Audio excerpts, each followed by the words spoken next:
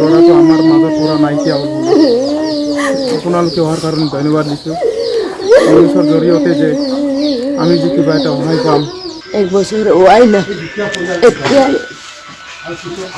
কৰি কপালটোৱে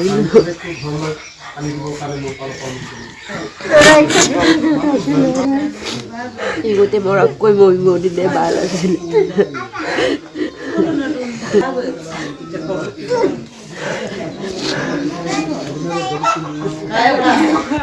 ল'ৰাটো আমাৰ মাজৰ পৰা নাইকিয়া হ'ল।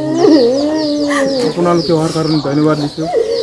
পুলিচৰ জৰিয়তে যে আমি যে কিবা এটা সহায় পাম।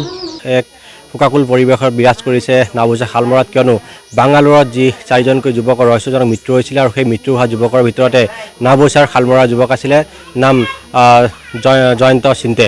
আৰু সেই জয়ন্ত চিন্তে ঘৰত বাসগৃহত উপস্থিত আছিলোঁ। সমগ্ৰ পৰিৱেশ দেখুৱাইছোঁ যে সি শোকাকুল পৰিৱেশে বিৰাজ কৰিছে, কিয়নো তেওঁ 8 মাহ পূৰ্বেই যি বিবাহপাশত আবদ্ধ হৈছিল আৰু বিবাহপাশত আবদ্ধ হৈয়ে তেওঁ যি মাতৃ মৃত্যু হৈছিলে, মাতৃ মৃত্যু হোৱাত 6 মাহ পূৰ্বে তেওঁ বাংগালোৰলৈ গৈছিলে। বাংগালোৰলৈ গৈ যি কোকা-কোলা কোম্পানীত তেওঁ কৰ্মৰত অৱস্থাত আছিলে আৰু কালিৰ যি নিশা ভাত পানী খাই যি শুই থকা অৱস্থাত তেওঁ যি ৰহস্যজনকভাৱে মৃত্যু হৈছিলে আৰু অন্তিমবাৰৰ বাবে পত্নীক ফোন কৰিছিলে যে মই ভাত পানী খালোঁ আৰু মই ইতিমধ্যে শুম বুলি তেওঁ ফোন কৰিছিলে। আৰু ফোন কৰাৰ পাছতে যি তাৰ পৰা আৰু তেওঁ যোগাযোগ কৰিবলৈ নাপালে। যে ৰাতিয়ে যি খবৰ পাইছিলে যে এনেধৰণৰ ঘটনা সংঘটিত হৈছে আৰু পুৱাই যি অসমবাসীৰ বাবে বিয়পি পৰিছিলে সমগ্ৰ বিষয়টো, তেতিয়াই 3জন যুৱকৰ পৰিচয় উদ্ধাৰ হৈছিলে আৰু যি আনজন যুৱক 4 নম্বৰ যুৱকজনৰ পৰিচয় উদ্ধাৰ হোৱা নাছিলে। আৰু সেই 4 নম্বৰ যুৱকজনৰ হৈছে জয়ন্ত চিন্তে। জয়ন্ত চিন্তেৰ ঘৰ হৈছে নাওবৈচাৰ শালমৰাত আৰু তেওঁ বাসগৃহত উপস্থিত আছে। সমগ্ৰ পৰিৱেশ দেখুৱাইছে যে কি শোকাকুল পৰিৱেশে বিৰাজ কৰিছে আৰু জয়ন্ত চিন্তেৰ যি খবৰ আহি পোৱাৰ লগে লগেই অঞ্চলটোৰ সমগ্ৰ ৰাইজ আহি উপস্থিত হৈছিল আৰু তেওঁৰ যি সমবেদনা জ্ঞাপন কৰি আছে। ইতিমধ্যে ক'ব লাগিব যে যি জয়ন্ত চিন্তেৰ লগতে যিজন 4জন যুৱকৰ মৃত্যু হৈছিল, সেই মৃত্যু হোৱা ৰহস্যজনক খবৰক লৈ ইতিমধ্যে মুখ্যমন্ত্ৰীয়ে কৈছে যে গোটেই সমগ্ৰ বিষয়টো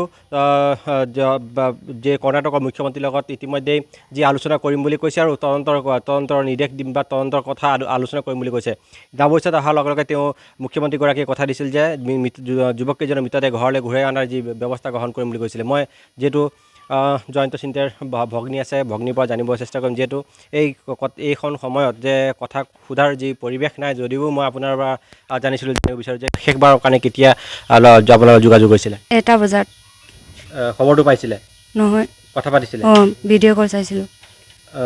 ঠিকে আছিলে নেকি? ঠিকে আছিলে। ভিডিঅ' কলত কথা পাতিছিলে। আৰু ৰাতি কেইটা বজাত খবৰটো পালে আপুনি? ৰাতি 10টা বজাত খবৰটো পালে। এতিয়া ঘৰৰ লগত যোগাযোগ কৰিছিলে?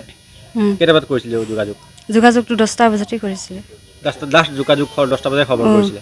ভাত পানী খাই শুইছিল নেকি? শুই আছিলোঁ আমি। আপোনালোকে খবৰটো কেতিয়া পালে?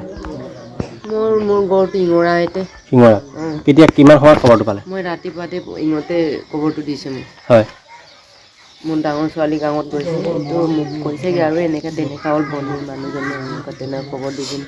ৰাতিপুৱা গম পাইছোঁ আৰু আহিছোঁ আৰু কি কাম কৰিছে কি কাম নকৰে মইতো নাজানো, ইহঁতৰ লগত যোৱা নাই।